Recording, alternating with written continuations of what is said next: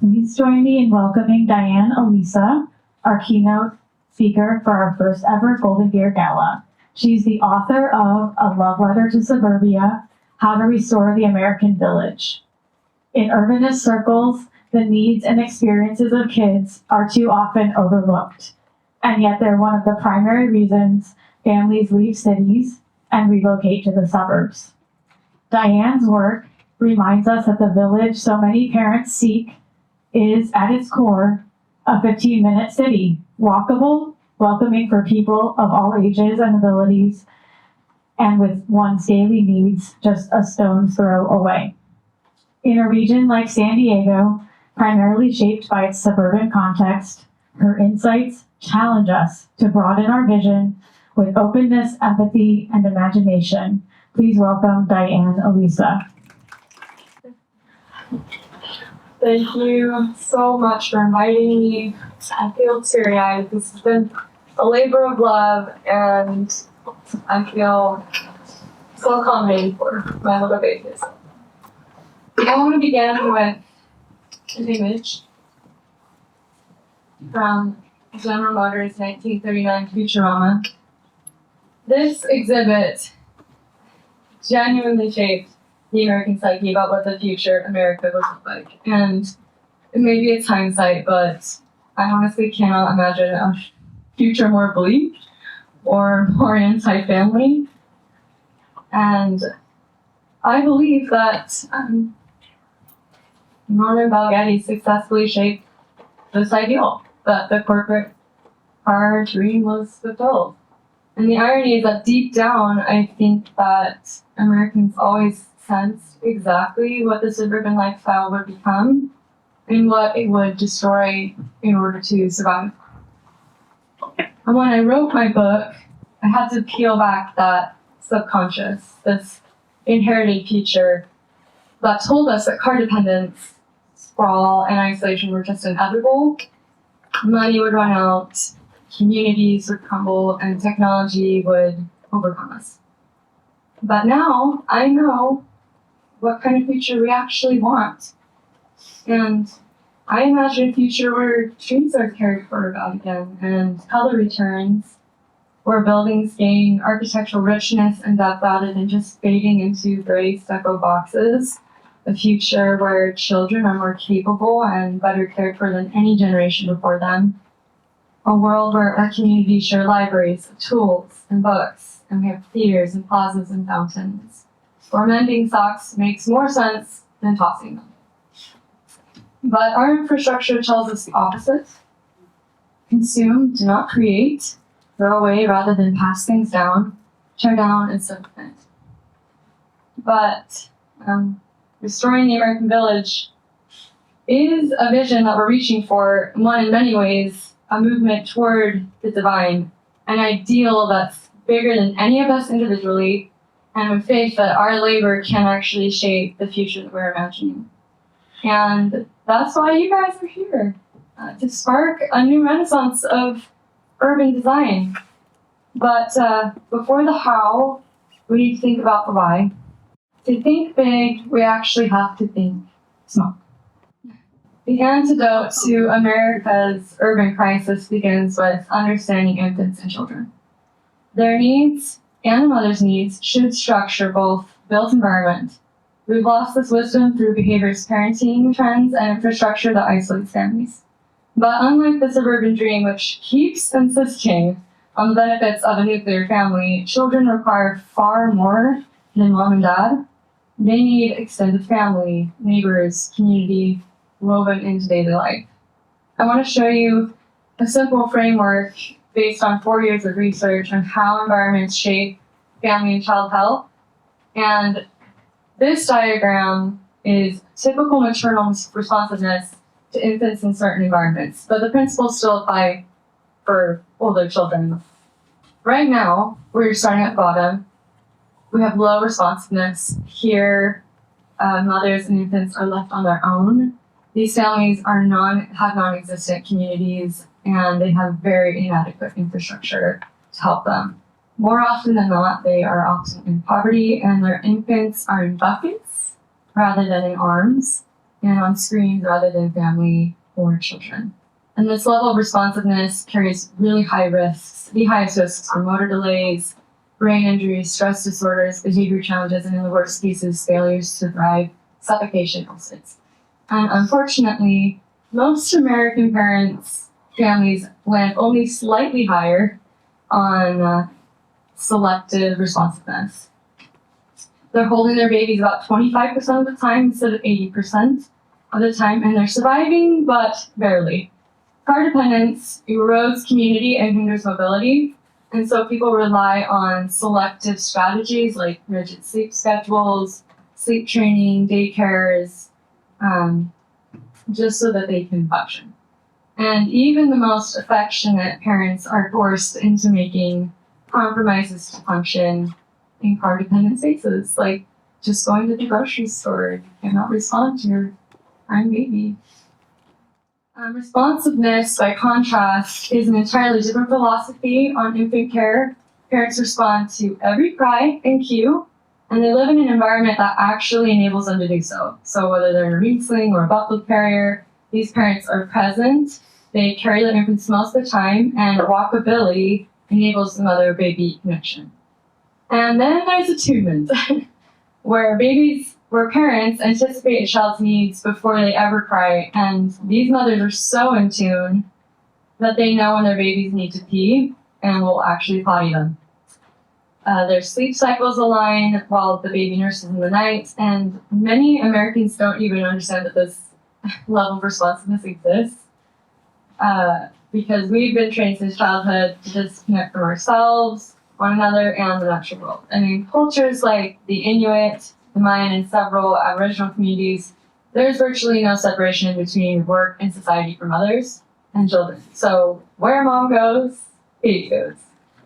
And these levels of responsiveness are highly protective of infant and maternal health. So again, we are reaching for an ideal that feels currently out of reach. And when we plan human-centered environments, we should mirror cultures that practice attunement. They create systems where mothers and babies move as a unit, supported by multi-generational networks and daily community life. These places are walkable, collaborative, and never force a mother to buckle a child into a car seat 5 times a day to meet basic needs. Responsive environments are walkable, and attuned environments are walkable and culturally multi-generational. So while places in Europe have better infrastructural walkability to support transportation, their mothers are still overburdened. And this is why immigrants from more communal countries struggle to adapt to European countries that uphold the isolated nuclear family ideal. So if we want resilient, capable children, and if we want to respect a woman's individuality, because we all have talents and things that we're good at, we must design communities that support attunement, and we should not force babies and mothers to adapt to a system of convenience over care. And science is catching up to what our ancestors instinctively knew, that every accumulated minute of stress or tears raises long-term neurological and physiological risks to baby. If a baby cannot be safely and efficiently transported anywhere without being strapped into a plastic bucket, the transportation system has failed. So now that we're in the right paradigm, let's talk about applying it. How do we get families where they need to go without depending on car seats and moving vehicles? And how do we build infrastructure that lets families lean on a community so that no parent is carrying the full weight alone? First, we reject the idea of putting women behind a white picket fence. The suburban stay-at-home mother is neither traditional nor healthy. It is not an ideal. If society has built away from mothers, then bring society back to them. And I don't mean by dropping a Walmart on the block, but restoring small-scale home economies, bakeries, butcheries, tailoring, crafts, backyard farms, clinics for nurses in the neighborhood, places where life can happen within walking distance. And second, we must restore walkability and comfortable microtransit, so shaded paths. quiet neighborhood trams, protected bike routes where parents can safely ride next to a toddler? Does your community feel comfortable being outside? If not, what can you do? And as children grow, car dependence still shapes their lives. Can they get to school safely on their own, or does every trip require a bus or a car? Instead of creating trails or new bus routes, can you bring the school to them? Like micro-schooling, makeshift campuses, or homeschooling co-ops. Can they explore on their own, or do they need to be chauffeured by you? And do they have real nature nearby instead of just plastic playgrounds? Because plastic playgrounds are not adequately replacing the amount of screen time or the outdoor time that they have right now. And as they mature, can we integrate them into neighborhood economies? Legalize kids with weed routes, clean bakery windows, fix bikes in a workshop garage. Children thrive when they belong and are integrated into society and participate in real community work, not in a patronizing way. The suburbs are completely inadequate to encourage adult modeling in children and discriminate against children and segregate them to child-only spaces like schools or parks. And this not only cripples their mental and physical health, but also stigmatizes them, both in public spaces and in their value to society. They must take priority now. We must build a society that meets our children's needs. You guys asked if I could look at San Diego, so I did. I found a little village in San Diego. At least I was looking where it was zoned for a village. And yeah, there it is. This is Village Residential over here. This is where we're going to focus on real quick. And I'm just going to start spitballing some ideas for you guys on how you can restore a village. Restore suburbs into villages, which is the goal. We're trying to take already existing infrastructure and transform it. This is downtown, and as you can see, it is nothing but a parking lot, a very large parking lot. The goal would be to replace these acres of asphalt with human-scaled gathering spaces. So a true village places life at the center, like trees, shade, fountains, homes above shops, space for children to roam safely. And if Fallbrook could reclaim even just a fraction of their land of asphalt, it would instantly transform the town's social energy. So even where zoning is called villages here in San Diego, the engineering choices override the intent. So it literally looks like a suburb. We have it looks like we have the Denny's right here. It's just anywhere you go, it's going to be looking like this in the United States. So we need to actually hone what we're trying to do. So we have two nearby residential streets, this one and the one afterward. Yeah, they're right next to each other. And one feels intimate and safe. The one before feels a little bit more intimate. The street is more narrow. And this one right here, it's wider. It feels dangerous. On the picture before, if you could go back real quick, I would feel more comfortable with my children playing in this area. I feel less afraid that they were going to get hit by a car because there's sort of a tunneling effect by the trees. And then the next one, it pretty much looks like what we've defined as suburbia, with a very, very large road. So the engineering in this case is the actual problem, not the zoning, because the zoning is pretty aligned with what I'm trying to do. But so it's dictating the human experience, the way that these roads are being engineered. The irony is that the first street is zoned industrial and the second is village residential. When the priority is the comfort of the car, which clearly every single part of this is for a commuting vehicle. These neighborhoods, no matter what type of policy language, will convince them to walk outside or bike outside. And when it feels safe and scales to people, walking becomes the default behavior. This is how we move around. A temporary fix for a road like this, you could use planter boxes, bollards to literally thin the driver's pathway, and specifically carve out bikes in these wide lane expanses, and more permanently you would flatten out the sidewalk so that you could thin the road and there was much more area for you to walk. You weren't on this very small strip of land. So another obstacle is the way parking lots are fenced and walled off from surrounding areas. This is a really interesting situation. These barriers are making it harder to walk than to drive, even though it is just feet away. They disconnect businesses from one another. So literally just opening up this lot, taking down this fence so that people could actually walk to this physical therapy office would make a huge impact. Adding pedestrian cut-throughs, these are things that can just happen organically when people actually have places to go. And stitching blocks back together, which would immediately shift travel behavior toward walkability and community connection. Fallbrook's housing patterns also show the consequences of asphalt-heavy design. So here we have high-density units built around large parking lots, which become the least desirable housing type. You cannot convince a suburbanite that density is beneficial in this scenario because of the context of cars, noise, and heat.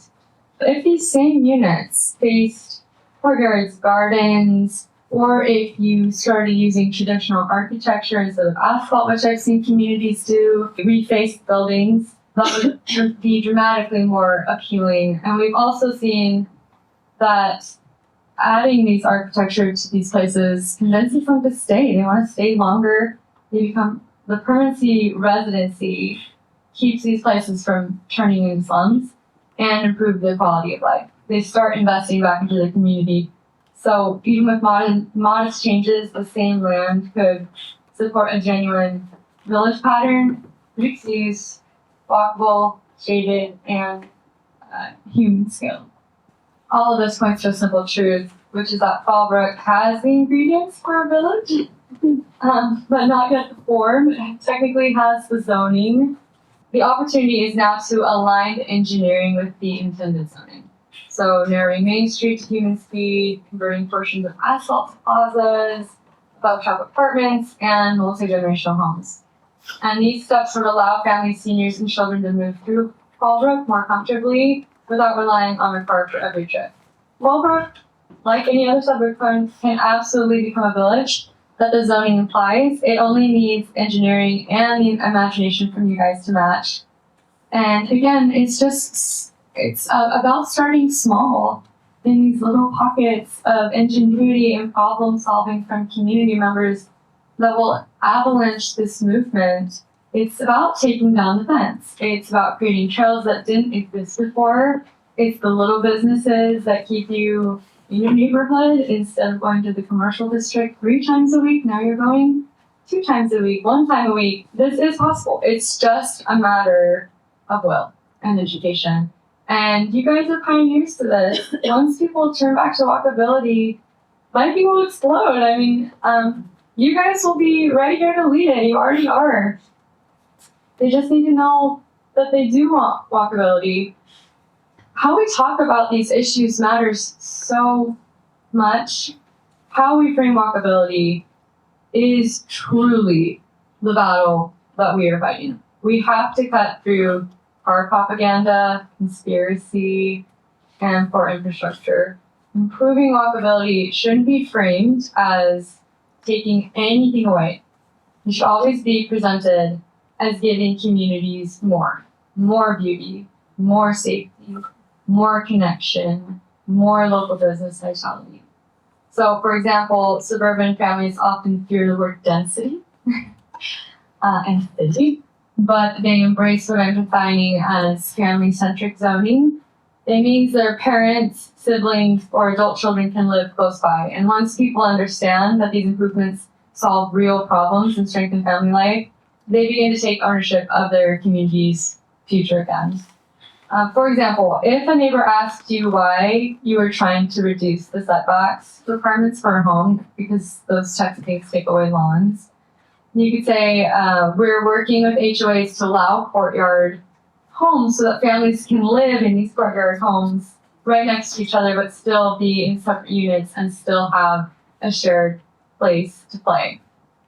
So you won't have to move to a homestead.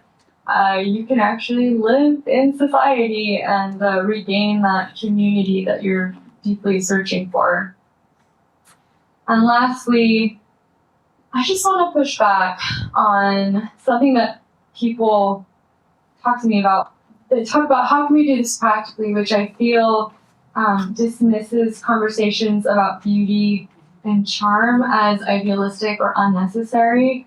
And they want policy from me, but I want to talk about places worth loving. And I'm telling you plainly, we will not win this fight without pairing beauty with density, without pairing density with family. Creating beautiful places is the goal. We already know, logistically, economically, and psychologically, that the more attractive a place is, the more people want to live there. And beauty is consistently one of the top reasons why people choose a place to call home. And Americans surrounded by McDonald's are literally starving for it right now. Beauty should not be treated as an afterthought. It is the point. It lowers crime. It lifts people out of poverty. It grows local economies, and it just inspires the human spirit. It's a part of us. It's part of the way we should be building. We shouldn't have to go back to nostalgia to get this. This should be our goal. We should be working for something better. And again, like if you want suburbanites, families to give up their single family lot with their precious yard for a more walkable life, and I'm not saying they necessarily have to give up the yard, but what I am saying is that the yard isn't everything. In fact, they lose a lot by just having a yard. You have to offer them something better. You have to offer them something beautiful, something meaningful, and even whimsical that feels connected. And I just want to see Americans dream again, and that's what this movement's all about.